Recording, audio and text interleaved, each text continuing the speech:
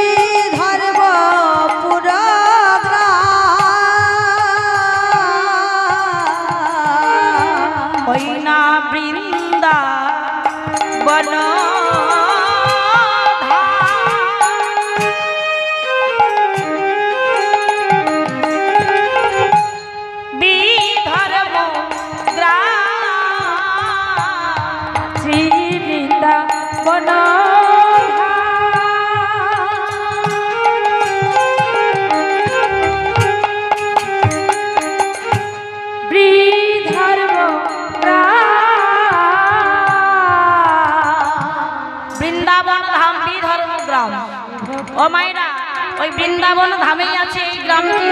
যখন আমরা নন্দগাঁয়ের দিকে ভ্রমণ করতে যাই তখন ওই নন্দগাঁয়ের মাঝামাঝি রাস্তার মধ্যে পড়ে এই বিধর্ম গ্রাম। ব্রাহ্মণ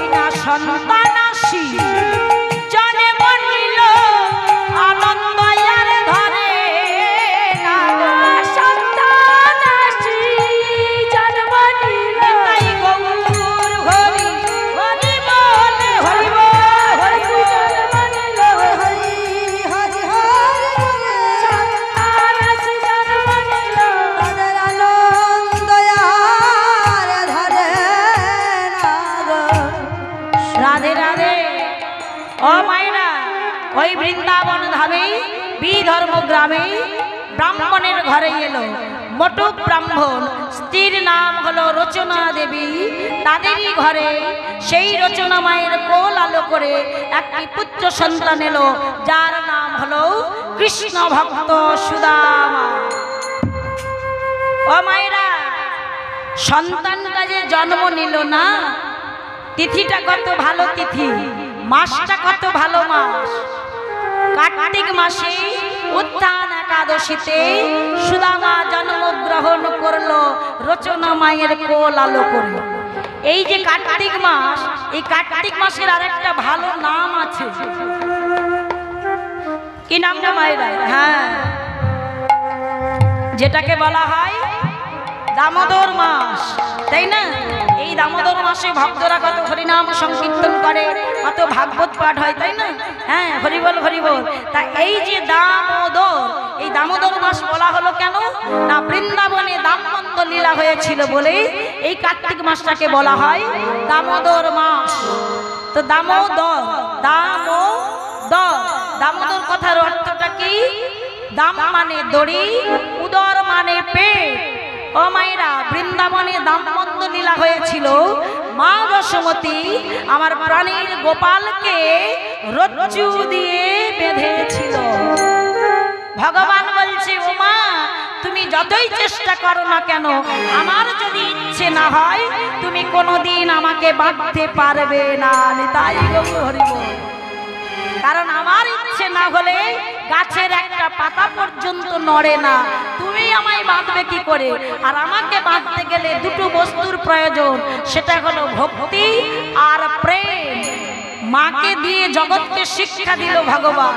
আমাকে বাঁধতে গেলে, আমাকে পেতে গেলে তোমাদের দুটো বস্তু প্রয়োজন, ভক্তি আর প্রেম। ভক্তি যার আছে আমি তার আছি, ভক্তি যার নাই আমি তার নাই। ঐশ্বর্যে মেলে না কৃষ্ণ মেলে ভক্তি জ্ঞানে। ঐশ্বর্যে যদি মিলত কৃষ্ণ পেত না বিদুর, পেত রাজা দুর্যোধন। কি বাবা? ঐশ্বর্যে মেলে না কৃষ্ণ মেলে ভক্তি জ্ঞানে। ঐশ্বর্যে যদি মিলত কৃষ্ণ পেত না বিদুর, পেত রাজা দুর্যোধনে। কত বড় কথা! আমরা সবাই জানি দুর্যোধন কৃষ্ণ হলো বেয়াই, দুজনে বেয়াই সম্পর্ক। কারণ কৃষ্ণের ছেলে সাম্য আর দুর্যোধনের মেয়ে লক্ষণা, দুজনার বিবাহ হয়েছিল। সেই সূত্রে ওরা দুজনে হলো বেয়াই। একে তো অহংকারী দুর্যোধন, তার উপর অহংকারটা আরো বেড়ে গেল। কারণ কেন না বিশ্বের শ্রেষ্ঠ মালিক ভগবান কৃষ্ণ হলেন আমার বেয়াই। বাবা, ভগবান কি কোনো অহংকারের বস্তু? অহংকার করলে তাকে পাওয়া যায়। যখন ভগবান গিয়েছে দুর্যোধনের রাজপ্রাসাদে, দুর্যোধন বলছে, এসো বেয়াই, বসো আমার রাজ সিংহাসনে। রাজ সিংহাসনে বসতে দিয়েছে, রাজভোগ দিয়েছে সামনে। ওদিকে বিদুর আর পরাশরী তার স্ত্রী অমায়েরা সহধর্মিণী কেমন হতে হয় দেখুন একবার তাকিয়ে। বিদুর আর বিদুরের স্ত্রী পরাশরী ওই ছোট ছোট কুঁড়ের ঘরে ভগবানের একটা মূর্তি তৈরি করে স্বামী স্ত্রী দুজনে ভিক্ষা করে এনে ভগবানের সেবা দেয়, পুজো দেয়। সেই প্রসাদ স্বামী স্ত্রী দুজনে গ্রহণ করে। হঠাৎ বিদুর গিয়ে বলছে, জানো পরাশরী, শুনলাম নাকি দুর্যোধনের রাজপ্রাসাদে আমার ভগবান গোবিন্দ এসেছে, চলো না গো একবার গিয়ে দেখবো। পরাশরী বলছে, ও স্বামী, আমরা কেন যাব? আমরা তো তার কাছে যাব না। যদি আমরা ডাকার মতো ডাকি, ভালোবাসার মতো বাসি না, ভগবানের কাছে আমাদের যেতে হবে না। আমার ভগবান আমাদের কাছে কৃপা করার জন্য ছুটে আসবে।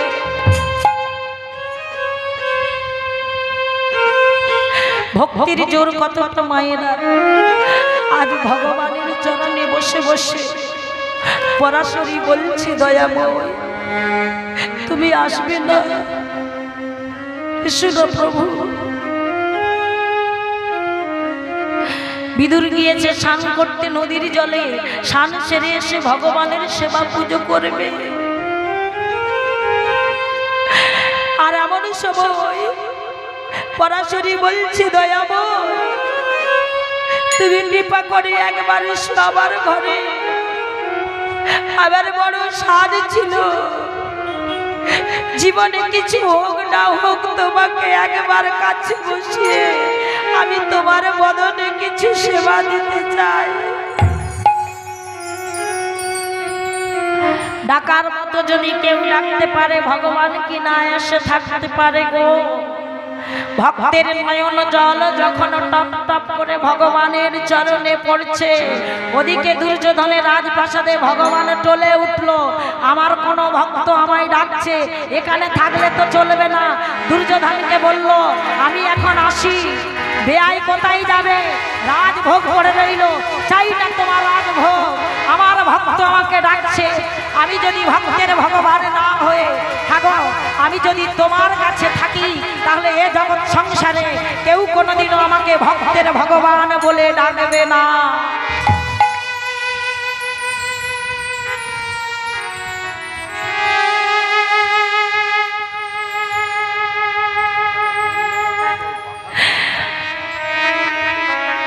এমন সময় ও মায়েরা, ভগবান আমার ধীরে ধীরে যাচ্ছে বিদুরের ঘরে। পরাশরী নয়ন জল দিয়ে ভগবানের চরণ ধৌত করে দিচ্ছে। যখনই ভগবান গিয়ে দাঁড়িয়েছে, ভগবান বলে উঠল, মা। ও মা পরাশরী, একবার নয়নটা খুলে দেখো, তোমার ঘরে কে এসেছে। নয়নটা যেই না খুললো, অপূর্ব জ্যোতির্ময় একজন পুরুষকে দেখতে পেল। কে তুমি? তুমি যার জন্য অপেক্ষা করে বসে আছো, যাকে তুমি খাওয়াবে বলে বলেছিলে, আমি তো সেই এসেছি তোমার ঘরে। আমার দিকে তাকিয়ে দেখো, আমায় সেবা দাও।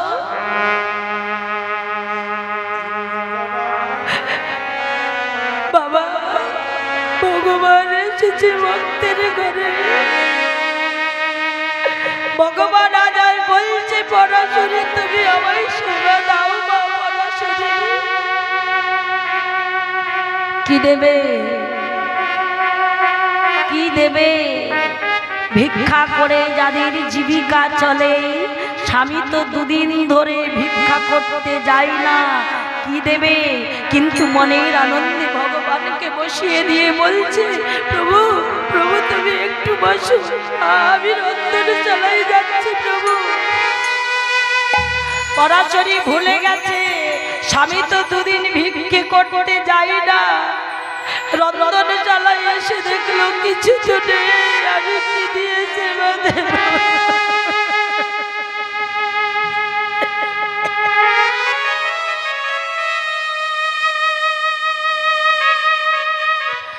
দয়াময়, এ তোমার কেমন পরীক্ষা আমি জানি না প্রভু, এ তোমার কেমন লীলা, কি দিয়ে তোমার সেবা দেব আমি জানি না। মনে পড়ে গেল বাবা, স্বামীজি কয়েকদিন আগে ভিক্ষি করতে গিয়েছিল না, ভিক্ষের ঝোলায় ওই অন্নর সাথে একটা কাঁচা কলা দিয়েছিল। পরাশরী কতটা ভক্তিমতী একবার তাকিয়ে দেখুন মায়েরা, ওই কাঁচা কলাটা ভগবানের সেবায় দেবে বলে একটা মাটির হাঁড়িতে ঢাকনা চাপা দিয়ে পাকানোর জন্য রেখে দিয়েছিল। আজকে যখন মনে হয়ে গেল, মনে মনে ভাবছি দয়াময়, নাইবা তোমায় অন্ন দিলাম, নাইবা তোমায় ব্যঞ্জন দিলাম, এই কলাখানা দিয়ে তো আমি তোমার সেবা দিতে পারবো না।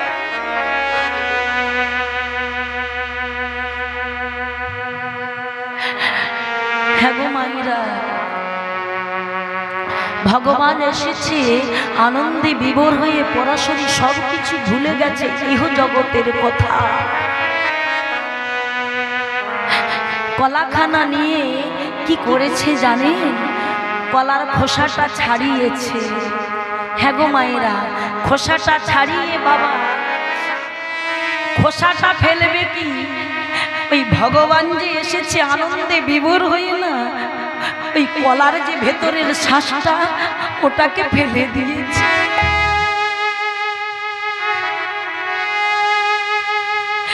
ভেতরের শ্বাসটাকে ফেলে দিয়ে খোসাটা মনের আনন্দে নিয়ে যাচ্ছে আমার ভগবান।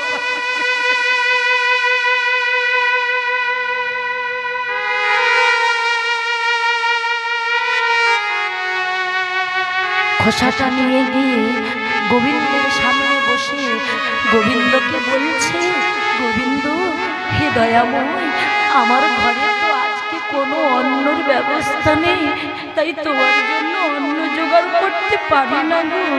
এই একটা মাত্র কলা ছিল, এই কলাটা নিয়ে এসেছি, দয়াময় তুমি সেবা করো।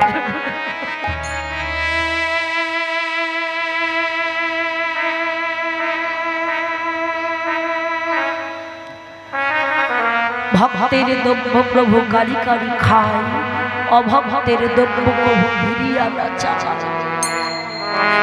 মা পরাশরী যত্ন করে ভক্তি ভরে কলার খোসাটা যখন গোবিন্দের বদনে ধরেছে, গোবিন্দ আমার মনে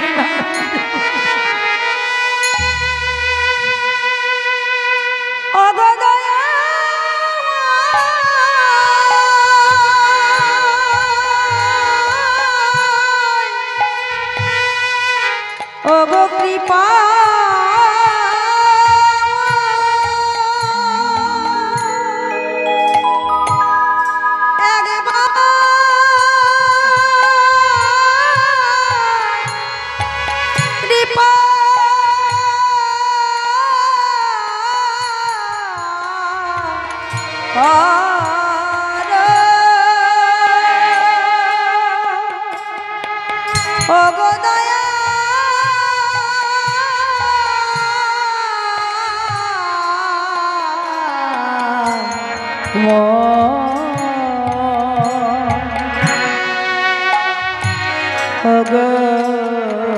তাই গৌর হরি বল হরি বল।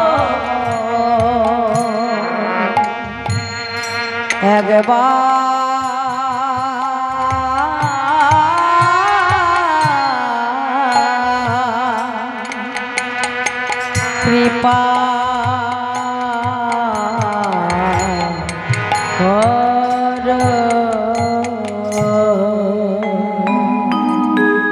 যখন পরাশরী কলার খোসাখানা গোবিন্দের বদনে তুলেছে, গোবিন্দ আমার মনের আনন্দে সেবা করে যাচ্ছে।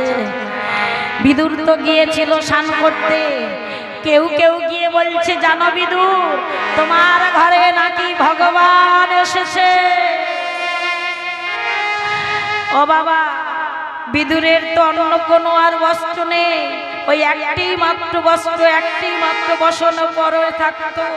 ওই বসনটাকে যখন নদীর জলে স্নান করতে নামতো, স্নান করে বসনটাকে ভিজিয়ে আবার ভালো করে নিকড়ে বসনখানা পরে নিত। বসনটা যখন নিকড়াচ্ছে কথাখানা যখন শুনতে পেল, মনের আনন্দে বসনটা পরা হলো না বাবা, ওই অবস্থাতে ছুটতে ছুটতে চলেছে পরাশরী।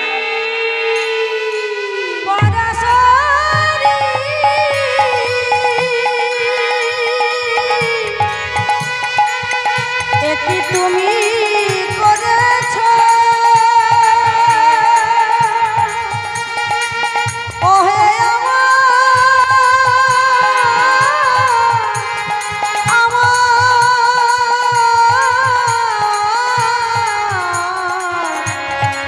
কি অপরাধ বলো বলো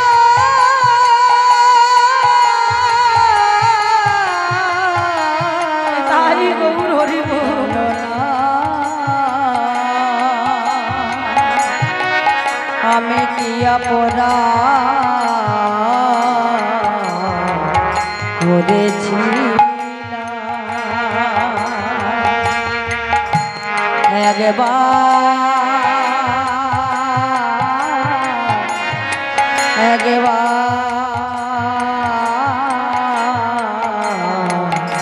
বলে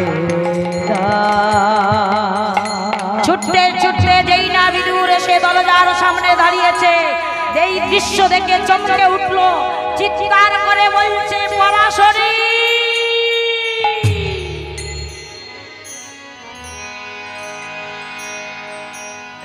তুমি কি উন্মাদিনী পাগলিনী হয়ে গেছো?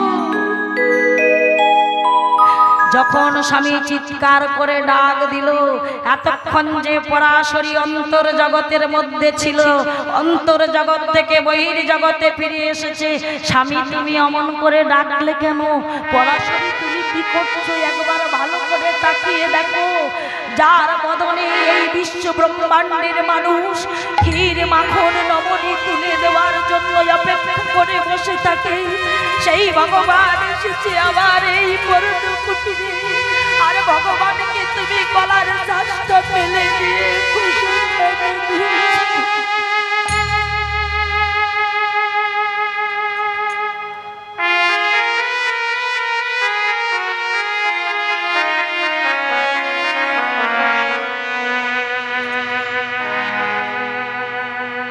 আমি ভুলে গিয়েছি স্বামী,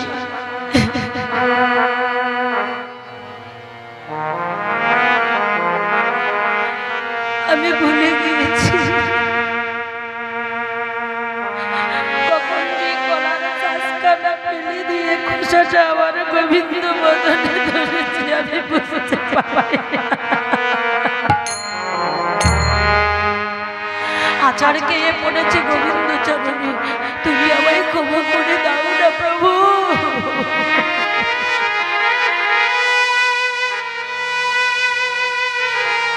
পরাশরী স্বামীর দিকে তাকিয়ে বলছে, স্বামী আমি না হয় ভুল করেছি, আমি না হয় অপরাধ করেছি, আমি গোবিন্দের বদনে কলার ঘষাখানা ধরেছি, কিন্তু স্বামী তুমি একবার তোমার দিকে তাকিয়ে দেখো তোমার কি অবস্থা।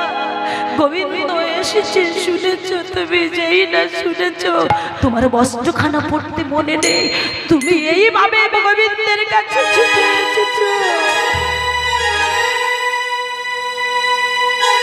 হ্যাঁ গো মায়েরা, ভগবানকে যেদিন আমরা পাওয়ার জন্য এইভাবে আমরা আকুল প্রাণে ডাকতে পারবো, গোবিন্দ তুমি যদি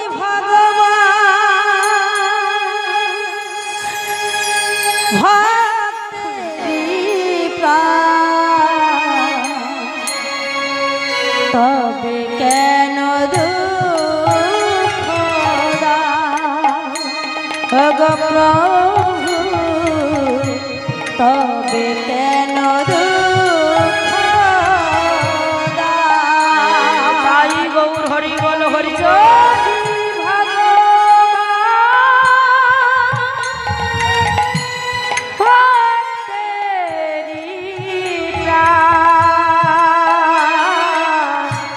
তবে কেন দুঃখ দাও দয়াময়,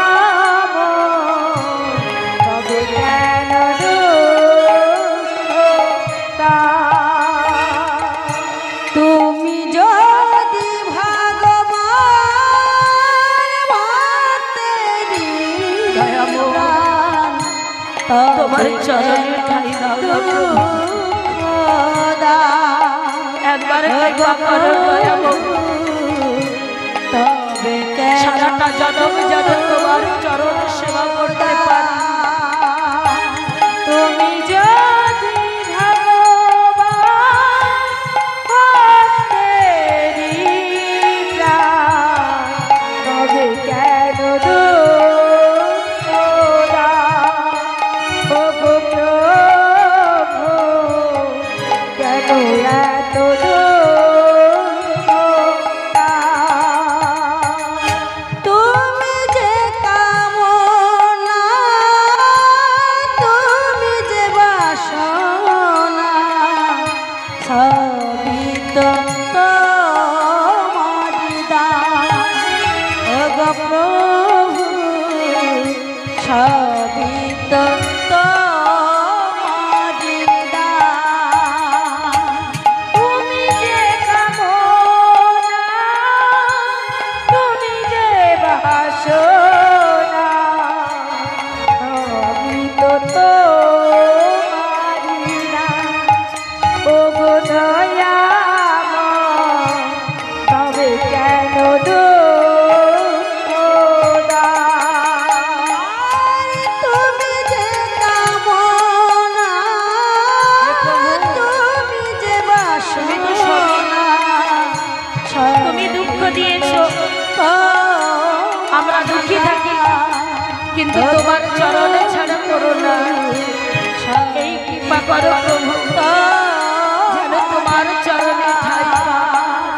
তুমি যদি ভগবান ভক্তেরই প্রাণ, তবে কেন দুঃখ দাও গো প্রভু, তবে কেন দুঃখ দাও। তুমি যদি তাই বল হরি বল হরি বল,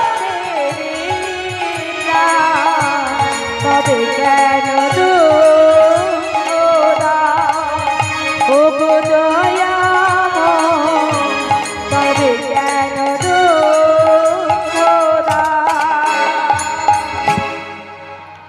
ভগবান বলল তোমরা কাঁদছো কেন? তোমরা কেঁদো না, দুঃখ পেও না, কেহ নাই যার আমি আছি তার। কেউ যদি আমাকে ডাকার মতো ডাকতে পারে আমি তার হয়ে যাই। হ্যাঁ গো মায়েরা, ডাকটাও ঠিক তেমনি হওয়া চাই। তাহলে ভগবান তো রাজার ঘরে গিয়েছিল, দুর্যোধনের রাজপ্রাসাদে গিয়েছিল, দুর্যোধন তো রাজভোগ দিয়েছিল, ভগবান তো পার্থ সেবা করতে, কিন্তু তথাপিও ভগবান সেবা করল না। ভক্ত যখন নয়ন জলে ডাকলো, ভগবানের আসনটা টলে গেল, আর থাকতে পারল না। তাহলে ভগবান বললেন, আমাকে পাওয়ার জন্য তোমাদের ওই ক্ষীর সর মাখন ছানা নমনি আমায় কিছু দিতে হবে না। আমাকে পাওয়ার জন্য যদি তোমরা আমার জন্য একটু ভক্তি আর দুফোঁটা নয়ন জল দিয়ে আমায় ডাকতে পারো, আমি তোমাদের কাছে সারাটা জীবন ঋণী হয়ে থাকব। কারণ আমার মধ্যে যেটা নাই আমার ভক্তদের সেটা আছে। আমি সহজে কাঁদতে পারি না, আমার নয়ন জল নাই, আমার ভক্তদের ওরা কৃষ্ণ বললে কাঁদে, হরি বললে কাঁদে, আমার নাম করতে পারে বলে ওরা কাঁদে, আর সেটা তো আমার মধ্যে নাই। তাই আমি যে বড় ভালোবাসি, কেউ যদি দুফোঁটা নয়নে জল দিয়ে আমায় ডাকে, আমি তার হয়ে যাই। আমি কোনোদিনও অহংকারের বস্তু নই। তোমরা কেঁদো না, তোমরা দুঃখ পেও না, আমি তোমাদের আছি, থাকবো সারাটা জীবন ধরে। তাই গো, তাহলে ডাকার মতো ডাকলে পাওয়া যায়। হ্যাঁ কি গো মাইরা, ডাকার মতো যদি ডাকতে পারি, আমার গোবিন্দ কৃপা এ জন্মে না হোক, পর জন্মে না হোক, এক না এক জন্মে আমরা পাবোই পাবো। নিতাই গৌর হরি বল। হ্যাঁ গো মায়েরা, কোথায় ছেড়েছিলাম বলুন তো লীলাটা?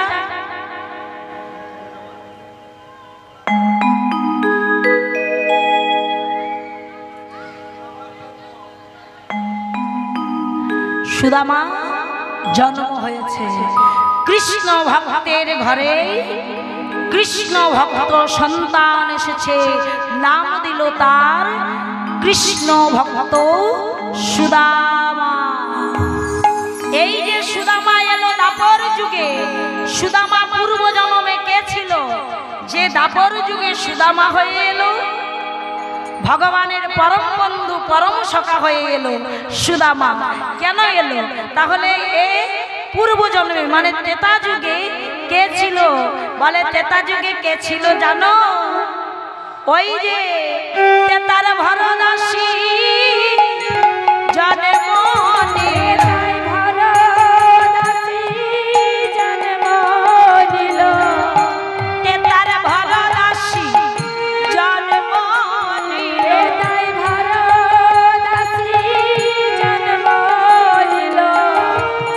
জন দাপরেতে সুদামা হলো ত্রেতার ভরদাসী জনমনি। জন দাপরেতে সুদামা হলো ত্রেতার ভরদাসী জনমনি। ভক্তমণ্ডলী, ভক্তিমতী মায়েরা, ত্রেতা যুগের ভরত, দাপরে যে হলো সুদামা। হ্যাঁ গো, তাহলে ভরত ছিল তো রামের ভাই, সে কেন দাপর যুগে সুদামা হয়ে এলো?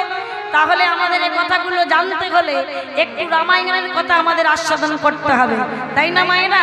কেন এই ত্রেতা যুগের ভরত দাপরে সুদামা হয়ে এলো, কৃষ্ণের পরম বন্ধু, পরম সখা? চলুন তাহলে আমরা একটু জেনে নিই নাকি? হ্যাঁ গো মায়েরা, আমরা সবাই জানি রামায়ণে মহারাজ দশরথ রাজার কজন স্ত্রী ছিল? 3 জন স্ত্রী। নামগুলো কি ছিল? কৌশল্যা, কৈকেয়ী, সুমিত্রা। বাহ! ও মায়েরা, 3 জন রানী ছিল। 3 জন রানীর কোল আলো করে 4 পুত্র সন্তান জন্মগ্রহণ করল। রাম, লক্ষ্মণ, ভরত, শত্রুঘ্ন। হ্যাঁ গো, রামকে জন্ম দিল কে? মাতা কৌশল্যা। আর ভরতকে জন্ম দিল কে? কি গো মায়েরা? কে? মাতা কৈকেয়ী আর লক্ষণ শত্রুঘ্নকে জন্ম দিল মাতা সুমিত্রা। ভক্তমণ্ডলী, ভক্তিমতী মায়েরা, ভগবান ভক্তকে কেমন ভাবে পরীক্ষা করে এ জগৎ সংসারে কেউ তা বোঝে না। কিন্তু তার থেকে আরো বড় কথা, এই যে আমরা আমার আমার আমার আমার করে মরি না সারাটা জীবন, ছেলে আমার, মেয়ে আমার, সংসার আমার, পরিবার আমার, বাড়ি আমার, গাড়ি আমার। হ্যাঁ গো মায়েরা, ভালোবাসাটা কিন্তু ওই সুখের দিনে বোঝা যায় না। হ্যাঁ, বোঝা যায় কি? সুখের দিনে তো সবাই ভালোবাসে, কি গো মায়েরা? তো সুখের দিনে বোঝা যায় কে আপনার পরম বন্ধু, কে আপনার পরম আপন, কে আপনাকে কতটা ভালোবাসে বাবা, বোঝা যায়? সুখের দিনে বোঝা যায় না। যখন বিপদ আসে, বিপদের দিনে বোঝা যায় যে কে আপনার পরম আপন, কে পরম বন্ধু, আর কে কতটা ভালোবাসে। হ্যাঁ, কি গো মায়েরা? বিপদ আসলে বোঝা যায়, বিপদ না এলে বোঝা যায় না। রাজা দশরথের সেই বিপদটা এলো। ওই দশরথের দুটো আঙুল রক্ত পুঁজ হয়ে, কৃমিকীট হয়ে আঙুল দুটো পচে খসে খসে যাচ্ছে। এমন সময় মহারাজ ভাবলো, তবে কি আমি আর বাঁচবো না? এ যন্ত্রণা আমি আর সহ্য করতে পারছি না। তখনকার দিনে তো ডাক্তার ছিল না, ছিল কবিরাজ। যত কবিরাজ আসছে সবাই বলছে, মহারাজ তুমি প্রাণে বাঁচবে না, তুমি মারা যাবে। আচ্ছা বাবা, কোনো ডাক্তার বাবুর কাছে যদি কোনো রোগীকে নিয়ে যাওয়া হয়, ডাক্তার বাবু যদি রোগীটাকে দেখার পরে বলে তুমি আর বাঁচবে না, তুমি মারা যাবে, বলুন তো বাবা তার ভেতরটা কি হয় তখন? কি গো মা? কোন ডাক্তার বাবু যদি রোগীকে দেখে বলে তুমি আর বাঁচবে না, তোমার মৃত্যু নিশ্চিত, তুমি মারা যাবে, তার এই অন্তরের ভেতরটা তখন কি হয় একমাত্র সেই বোঝে। যত কবিরাজ আসছে মহারাজকে বলছে তুমি মারা যাবে, তুমি আর বাঁচবে না, তখন মহারাজের ভেতরটা পুরো ছাই হয়ে যাচ্ছে। আমার এখনো 3 জন রানী আছে, বর্তমানে 4টে আছে, ছেড়ে আমায় এত তাড়াতাড়ি চলে যেতে হবে আমি তো ভাবি না। এত তাড়াতাড়ি মৃত্যুবরণ করতে হবে, হে দয়াময়, হে ভগবান, এর কি কোনো উপায় নেই? এর কি কোনো উপায় নেই? আমি বাঁচবো, আমি বাঁচতে চাই। হ্যাঁ গো মা গো, ও মায়েরা, মরতে সবাই ভয় পায়। হ্যাঁ, যতই আমরা বলি মৃত্যু আমাদের একদিন না একদিন হবে, কিন্তু মা দেখবে অল্প বয়সে যদি কারো মৃত্যু খবর কেউ পেয়ে যায় নিজে নিজে, হ্যাঁ গো, মরতে সবাইয়ের ভয় করে। সময়ের সাথে সাথে সবাইকে মৃত্যুবরণ করতে হবে। আমরা এই জগতের বুকে এসেছি সবাই, কেউ থাকবো বলে আসি না। হ্যাঁ, এসেছি যেতে আমাদের হবে, তাই না? কেউ থাকবো বলে আসি না। কিন্তু মাগো, মহারাজ মনে মনে ভাবছি আমাকে এত তাড়াতাড়ি বিদায় নিয়ে চলে যেতে হবে, আমি তো বুঝতে পারি না। যখন সব কবিরাজ চলে গেল, মহারাজ তো বসে বসে কাঁদছে বাবা, প্রাণে বাঁচবে না বলে। বাবা দেখবে অনেক সময় না বড় বড় নামি দামি ডাক্তারের কাছে গেলে রুগী ভালো হয় না। অনেক সময় বাড়ির আশেপাশে যে কোয়াক ডাক্তারগুলো থাকে না, তারা কিন্তু রুগীকে সুস্থ করে ভালো করে দেয়। ঠিক তেমনি দামি দামি কবিরাজ সব এলো, তারা কেউ বাঁচাতে পারলো না, কেউ আশার আলো দেখাতে পারলো না। একদিন ওই কোয়াক কবিরাজ এসে বলল, মহারাজ, ও মহারাজ, যত কবিরাজ এসেছে সবাই তোমায় কি বলেছে? বলে সবাই বলেছে আমি প্রাণে মারা যাব।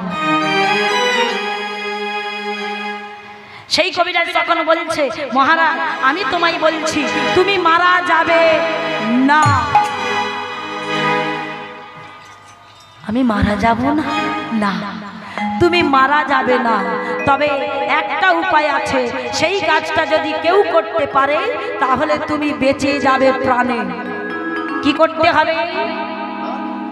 তোমার তো 3 জন রানী আছে, ওই 3 জন রানীর মধ্যে কোন রানী যদি তোমার ওই দুটো আঙুলে রক্ত পুঁজ কৃমিকীটগুলো প্রত্যেক দিন মুখ দিয়ে টেনে টেনে পরিষ্কার করে ভালো করে দিতে পারে, সেদিন তুমি প্রাণে প্রাণ ফিরে পাবে, বেঁচে যাবে মহারাজ। মহারাজ একটু আশার আলো দেখতে পেল।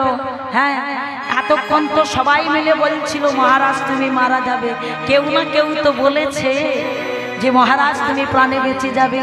কিন্তু মহারাজ মনে মনে ভাবছে সত্যিই তো আমার তো 3 জন রানী আছে, কিন্তু 3 জন রানীর মধ্যে কইকেয়ীর কথাটা না হয় আমি বাদই দিয়ে দিলাম।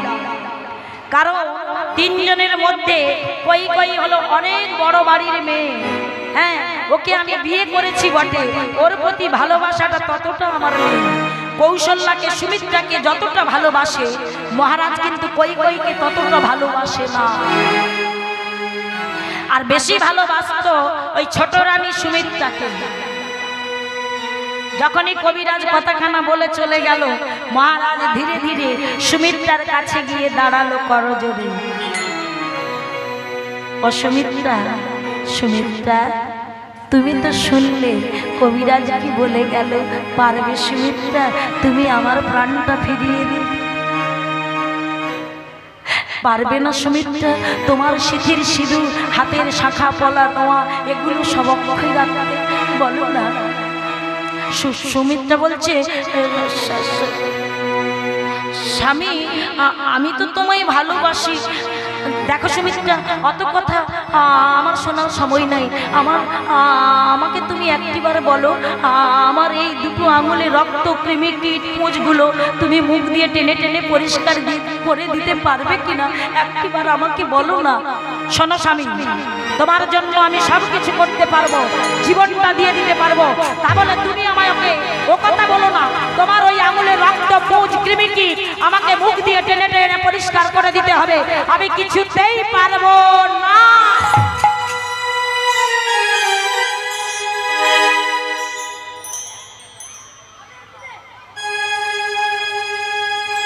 কি বললে? পারবে না? হাই রে বিধাতা, এই ছোট রানীকে আমি এত ভালোবাসতাম, যাকে এত ভালোবেসেছিলাম, সে আজকে আমার জীবনটা ফিরিয়ে দিতে পারছে না। সে পারছে না নিজের ওই শীতের সিঁদুর, হাতের শাখা পলা নোয়া অক্ষয় রাখতে। বেশ, ছোট রানী নাইবা করলো, কিন্তু আমার রামের মা বড় রানী কৌশল্যা সে তো নিশ্চয়ই করবে। কৌশল্যার কাছে ধীরে ধীরে যাচ্ছে। কৌশল্যার কাছে গিয়ে যেই না দাঁড়ালো, কৌশল্যা, ও কৌশল্যা, শোনো স্বামী, আমি জানি তুমি আমায় কি বলতে এসেছো, তবে আমি তোমাকে আগেই বলে দিচ্ছি, তুমি ওই কাজটা আমাকে করতে বলো না। আমার গাগুলো গুলোচ্ছে, আমার গাটা ঘিন ঘিন করছে, আমার পক্ষে অসম্ভব, আমি পারবো না।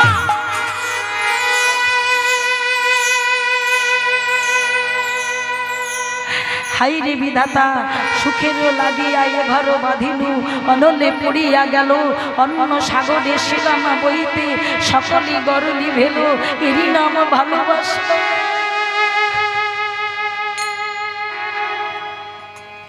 হ্যাঁ গো বাবা, এই হলো স্বামী স্ত্রীর ভালোবাসা। তাহলে বলুন তো, ওদের যদি এই অবস্থা ঘটে, আমাদের সংসারে কি ঘটবে? হ্যাঁ গো মায়েরা, আমরা তো সারা জীবন আমার ছেলে, আমার মেয়ে, আমার করে কাটিয়ে দিলাম। বলুন তো মায়েরা, বলুন তো বাবা, সারাটা জীবন শুধু আমার করে গেলাম। কোনোদিনও কি ভেবে দেখেছি আমি কার?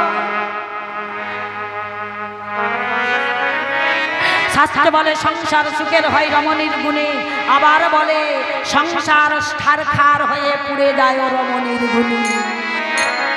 এই কলিযুগে আমাদের মতো মেয়েদের জন্য দেখুন একবার জগতের বুকে তাকিয়ে বাবা, সংসারগুলো শেষ হয়ে যাচ্ছে, ধ্বংস হয়ে যাচ্ছে। সর্বনাশের মূল কারণ হলাম আমরা।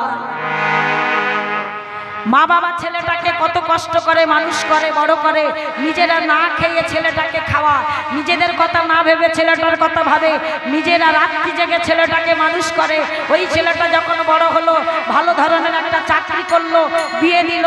যখন বিয়ের পরে বাড়িতে ছেলের বউটা এলো, তখন ওই বউটা 6 মাস ঘর করার পর, 1 বছর ঘর করার পর বলল, এ বাড়িতে হয় তোমার বাবা মা থাকবে, না হয় আমি থাকবো, বেছে না। ভক্তমণ্ডলী, ভক্তিমতী মায়েরা, জগতে আজকাল কত ঘটনা ঘটছে, হ্যাঁ বলার কিছু নেই। নেট দুনিয়ায় সবাই জানে বাবা মার শেষ ঠিকানা হয় বৃদ্ধাশ্রম। না হলে গোয়াল ঘরের বারান্দা, না হলে বাড়ির সিঁড়ির তোলা। তবে সবার কথা বলবো না, সবার কথা যদি বলি তাহলে বড় অপরাধ হয়ে যাবে। পৃথিবীতে এখনো সৎ মানুষ আছে বলে আকাশে চন্দ্রদেব সূর্যদেব উদিত হয় বাবা। হ্যাঁ, যদি সৎ মানুষ না থাকতো, যদি ভক্ত না থাকতো, আমাদের পৃথিবীতে এই দিন রাত্রি হতো না বাবা। তাহলে সবাইয়ের কথা আমি বলছি না, কিন্তু বেশিরভাগ ঘটনাগুলো ঘটছে, বেশিরভাগ হচ্ছে। আর যারা পিতামাতাকে শ্রদ্ধা করে, যারা পিতামাতাকে ভালোবাসে, দেখবেন তাদের কোনোদিনও কোনো জায়গায় কোনোভাবে অপ্রস্তুত হতে হয় না, কোনোভাবে দুঃখ পেতে হয় না, কোনোভাবে কষ্ট পেতে হয় না। কারণ জীবন্ত দেবদেবী হলো তোমার পিতামাতা। যদি জীবন্ত দেবদেবীর করুণা কৃপা লাভ করতে পারো তাহলে ভগবানের কৃপা তোমরা পাবেই পাবে। কিন্তু আমরা অনেকে বাবা মায়ের মর্যাদা দিতে পারি না, দাঁত থাকতে দাঁতের মর্ম বুঝি না। কিন্তু দাঁতগুলো যখন পড়ে যায় না বাবা, বাঁধানো দাঁতে আমরা খাই না, তখন মনে হয় হে গোবিন্দ, যখন দাঁত খানা ছিল দাঁতের যত্ন করি না, তাই অসময়ে পড়ে গেল। আজ মনে হচ্ছে বাঁধানো দাঁতে খাচ্ছি, যদি নিজের দাঁতটা থাকতো, সময় থাকতে যদি যত্ন নিতে পারতাম তাহলে দাঁতগুলো এত তাড়াতাড়ি পড়ে যেত না। নিতাই গৌর হরি। বাবা মা যখন থাকে তখন বাবা মার কথা মনে পড়ে না।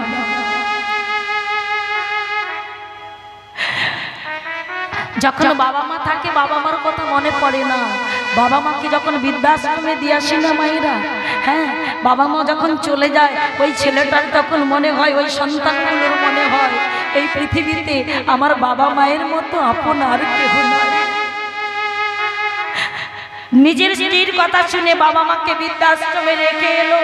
বাবা মা বলছে, খোকারে, তোর সুখের জন্য তুই আমাদের রেখে গেলি, কিন্তু আমাদের কথা দিয়ে যা, প্রত্যেক দিন একবার করে আমাদের ফোনে খবর নিবি। ছেলে মিথ্যে আশ্বাস দিয়ে এলো, হ্যাঁ মা, কথা দিলাম, খবর আমি নেব।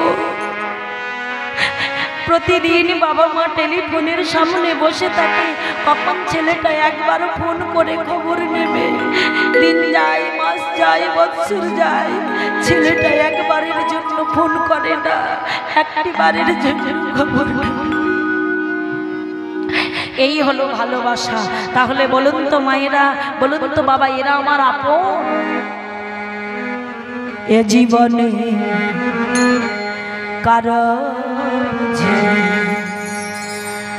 আপন হইলাম না,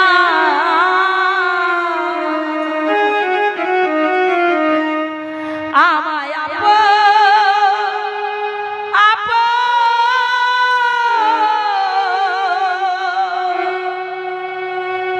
করে সবাই,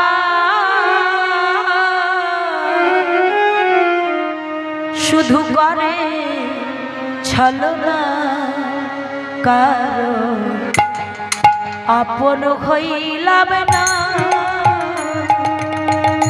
এ জীবনে কারো বুঝি আপন হইলাম না, আমায় আপন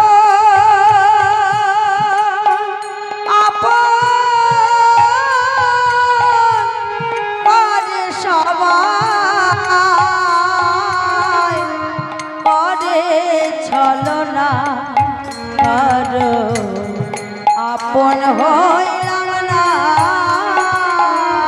ভুলে যেও না, যে বাবা মাকে তোমরা কষ্ট দিলে, যে বাবা মা এত নয়ন জলে ভাষায় খাচ্ছে,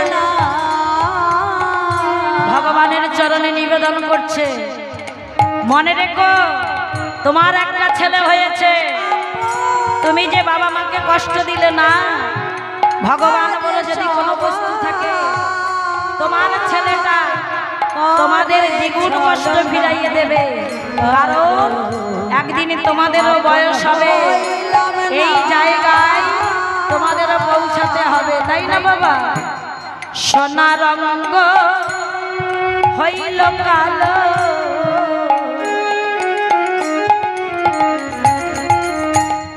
খোয়াইলাম যৌবন,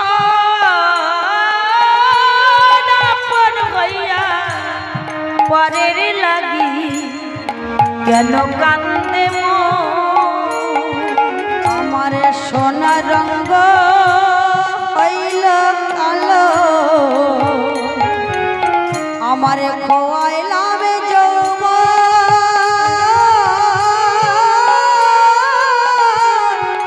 আপন হইয়া পরের লাগি কেন কান্দে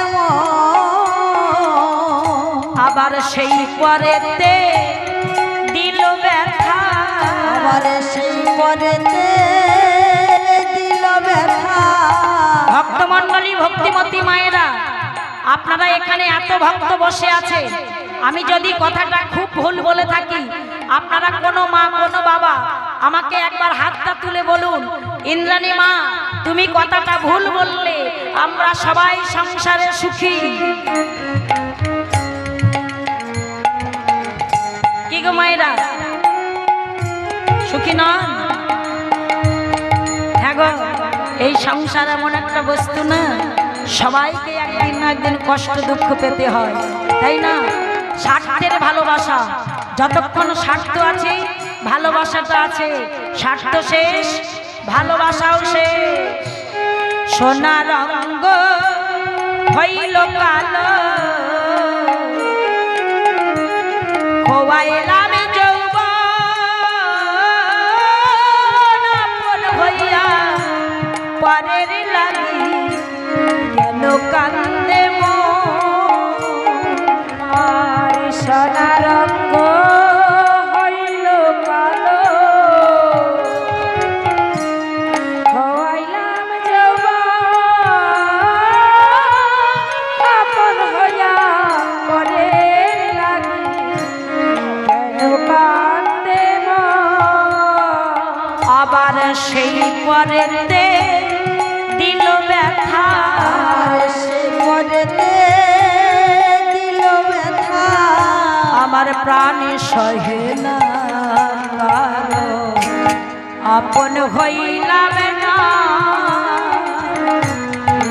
তাই গৌর হরি বল হরি বল বুঝি আপন হইলাম না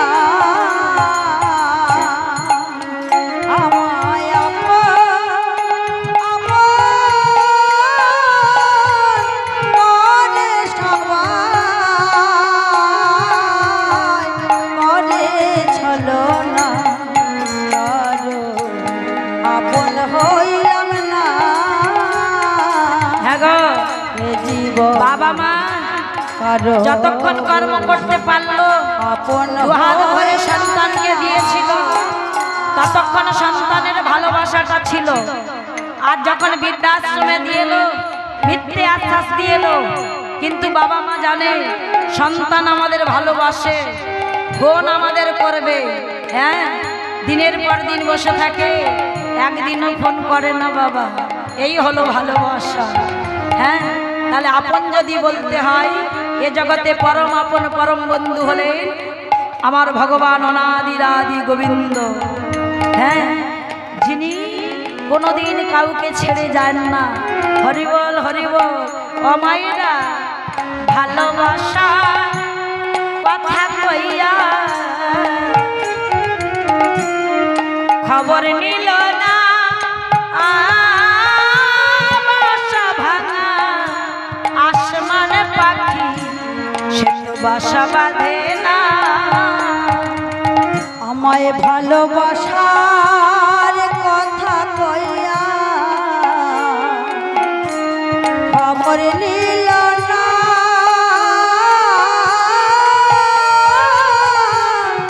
বাসা ভাঙা আসমান পাখি বাসা বাঁধে না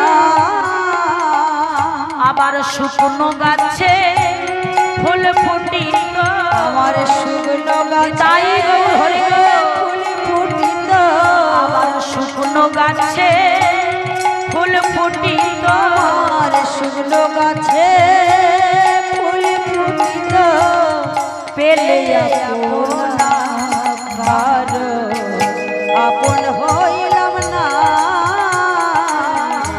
হে জীবনে কারো বুঝি আপন হইলাম না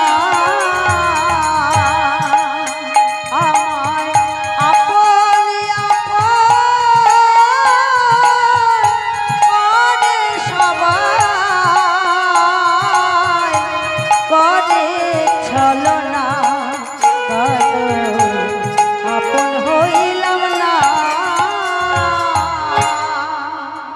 তাহলে হ্যাঁ গো মায়েরা, দুজনেই যখন না বলে দিল, মহারাজ মনে মনে ভাবলো এদের এত ভালোবাসতাম, এরা যখন পারলো না তাহলে আর একজনকে তো বলে কোনো লাভ হবে না, ওকে বলার থেকে না বলাই ভালো।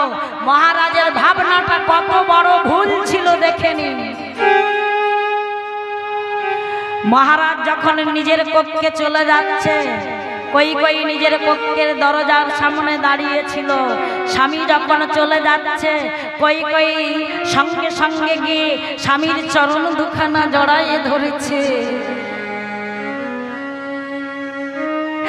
স্বামী, ওদেরকে তুমি বললে, কই আমায় তো একবারের জন্য বললে না। আমি জানতাম তুমি কোনোদিনও আমায় ভালোবাসো না, কিন্তু তা বলে কি একটি বারের জন্য ও কথাটা তুমি আমায় বলতে পারলে না? কি বললে? কই কই তুমি করবে কেন স্বামী? তোমার কি মনে হয় আমি করতে পারি না? জানো স্বামী, যখন তুমি ওদেরকে বলছিলে না, আমার মনটা না খুব কেঁদেছিল। ওরা যদি একবার হ্যাঁ বলে দেয়, আমি তো আমার স্বামীর চরণে সেবা করার সুযোগ পাবো না। আমার খুব কষ্ট হয়েছিল। আমি জানি তুমি কোনোদিন আমায় ভালোবাসো না, তবে আজকে তোমার এই সেবা থেকে তুমি আমাকে বঞ্চিত করো না। তোমার ওই চরণে আমায় একটু জায়গা দাও না স্বামী। নটি বিনোদ বলেছিল না, ও ঠাকুর, আমি আর কি চাইবো? যার কাছে না চাইতে সব কিছু পাওয়া যায়, তার কাছে কি চাইতে হয় গো? আমার শুধু একটাই আশা, তোমার চরণ ছাড়া করো না। যেন ঠাই পাই তব চরণে,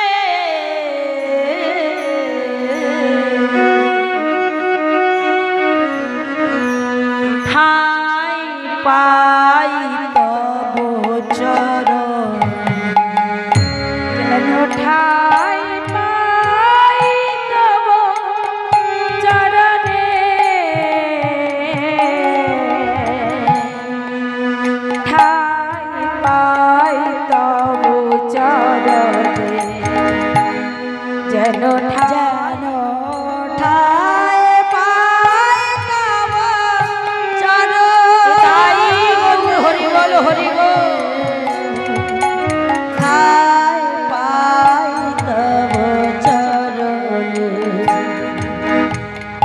এ চির বাঞ্ছিত করোনা বঞ্চিত, চির বাঞ্ছিত করুণা বঞ্চিত, চির বাঞ্ছিত করোনা বঞ্চিত, চির বাঞ্ছিত করুণা বঞ্চিত, অভাগিনী রে রেখো শরণে,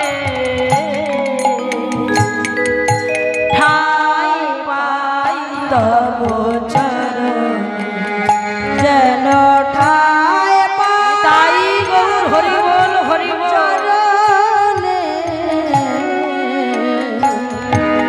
ঠাই পাই তব চরণে, যেন ঠাই পাই তব চরণে। মহারাজকে যত্ন করে নিজের কক্ষে নিয়ে গেলেন কই কই। প্রত্যেক দিন ওই মহারাজের দুটো আঙুলে রক্ত পোজ কৃমিকীট মুখ দিয়ে একটু একটু করে টেনে টেনে রাজাকে অসহ্য যন্ত্রণার হাত থেকে মহারাজ দশরথ রাজাকে কই কই প্রাণ ফিরিয়ে দিল। এতদিনে মহারাজ বুঝলো আমার আসল ভালোবাসার রানীকে। মহারাজ সঙ্গে সঙ্গে হাত জোড় করে বলছে, কই কই আমি বড়ই অপরাধ করেছি, এতদিন আমি বুঝতে পারি না তুমি আমায় এতটা ভালোবাসো। কিন্তু জানো তুমি তো আমার প্রাণটা ফিরিয়ে দিয়েছো, আমার আনন্দ ধরে না। আজ থেকে তোমায় আমি ভালোবাসবো, কিন্তু সাথে সাথে আমি তোমায় দুটো বর দিতে চাই। তুমি এই মুহূর্তে আমার কাছ থেকে বর দুটো চেয়ে নাও। কই কই বলছে, স্বামী আমার আর কিছু লাগবে না, আমার স্বামী বেঁচেছে, স্বামীর প্রাণে প্রাণ ফিরে এসেছে, আমার সিঁথির সিঁদুর আমার শাখা পলানো অক্ষয় হয়ে থেকেছে, আমার আর কিছু লাগবে না। তবে তুমি যখন এত করে বলছো, কোনোদিন যদি প্রয়োজন হয় আমি তোমার কাছে নিজে চেয়ে নেব। ভক্তমণ্ডলী ভক্তিমতী মায়েরা বাবা, এই এত বড় রামায়ণে এই একটু জায়গায় একটু ফাঁক দিয়ে চলে গেল। কোনোদিনও যদি প্রয়োজন হয় আমি নিজে থেকে তোমার কাছে চেয়ে নেব। এসে গেল সেই দিন। হ্যাঁ গো, মহারাজ দশরথের তো বয়স হয়েছে। মহারাজ মনে মনে ভাবছে, আমি আর এই সিংহাসনে বসবো না, আমার অবর্তমানে আমার ছেলেদের কাউকে রাজা করতে হবে। তাহলে রাজা করব কাকে? পূর্ণ ব্রহ্ম রাম আমার বড় ছেলে, আমি তাকে করব অযোধ্যা রাজা। রাজা করবে বলে সারা রাজ্যে ধরা দিয়ে দিল, ঘোষণা হয়ে গেল রাম হবে অযোধ্যার রাজা। ভক্তমণ্ডলী ভক্তিমতী মায়েরা দেখুন, মায়েরা কই কইর মনটা কত ভালো ছিল। ও মায়েরা, মেয়েরা কিন্তু মেয়েদের শত্রু হয়। মেয়েরা হলো মেয়েদের শত্রু, মেয়েদের শত্রু কোনো পুরুষ হয় না। আর মেয়েরাই হলো মেয়েদের সংসারটাকেই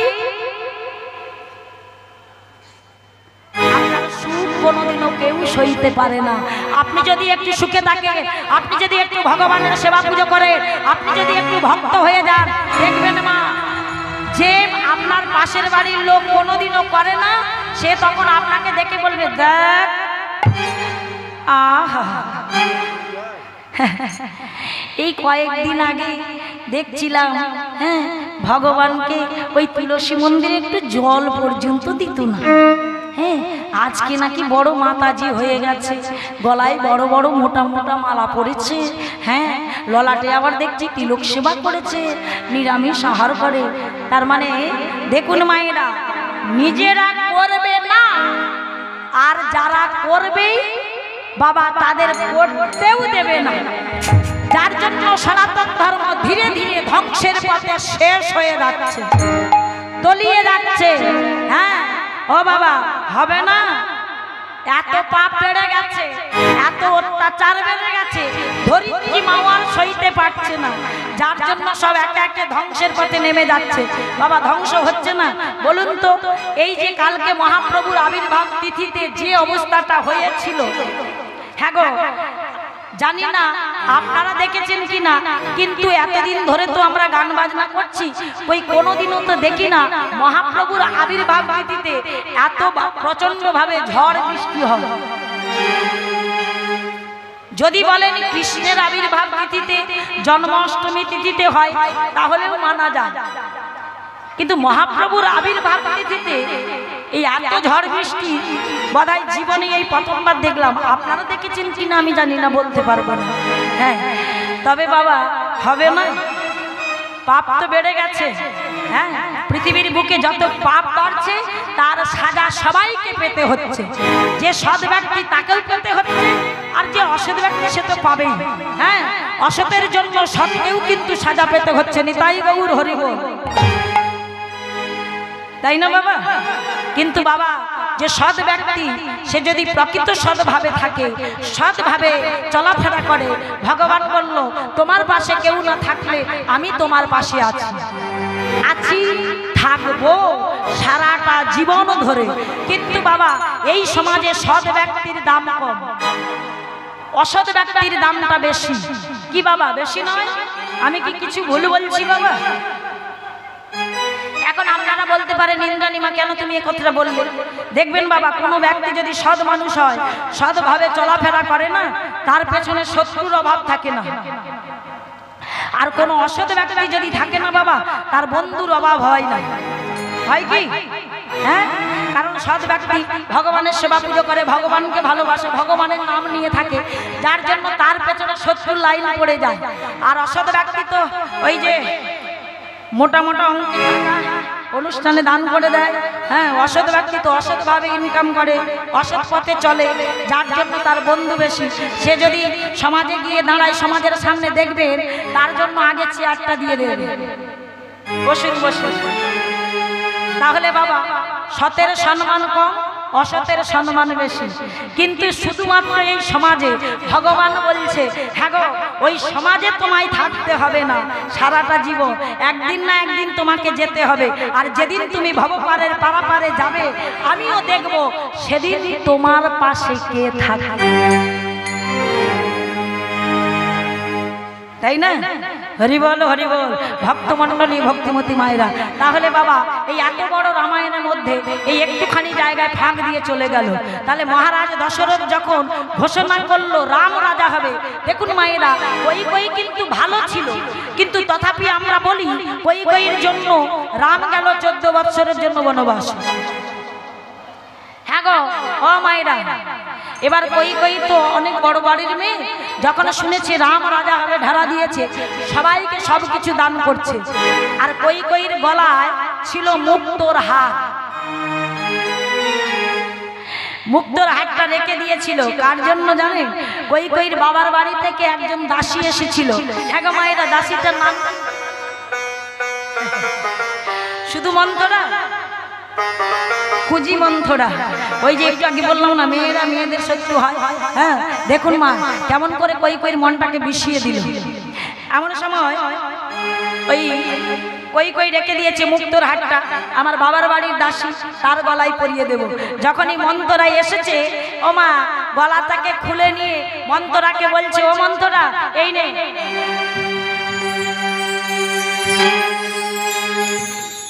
পরিয়ে দিয়েছে। যেই না পরিয়ে দিয়েছে, এমন সময় মন্থরা হারখানা নিয়ে দেখছে আর বলছে, কৈকেয়ী কি ব্যাপার, তুমি এত সাজ করে আমার গলায় মুক্তোর হারটা দিলে কেন?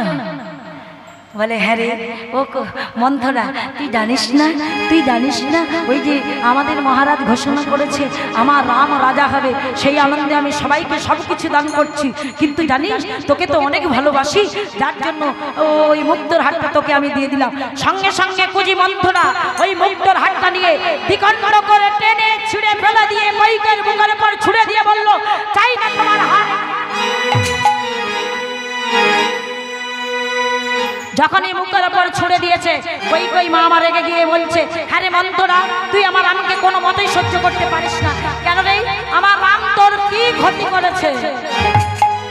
বাহ, কি দারুণ কথা তুমি বললে। হ্যাঁ গো, রাম রাজা হবে, তাতে তোমার এত আনন্দ কিসের হচ্ছে? বলে, হবে না, রাম আমার বড় ছেলে। হ্যাঁ গো, রাম রাজা হবে, ভালো কথা তো, এর জন্য আমার আনন্দ হবে না? হ্যাঁ গো ও কৈকেয়ী, পাগলেও নিজের ভালোটা বোঝে, তুমি সেটা বুঝলে না। বলে কেন? বলে শোনো, রাম তোমার কে? বলে কেন? রাম আমার ছেলে। বলে ভালো করে ভেবে বলো, রাম তোমার কে? বলে কেন? রাম আমার ছেলে।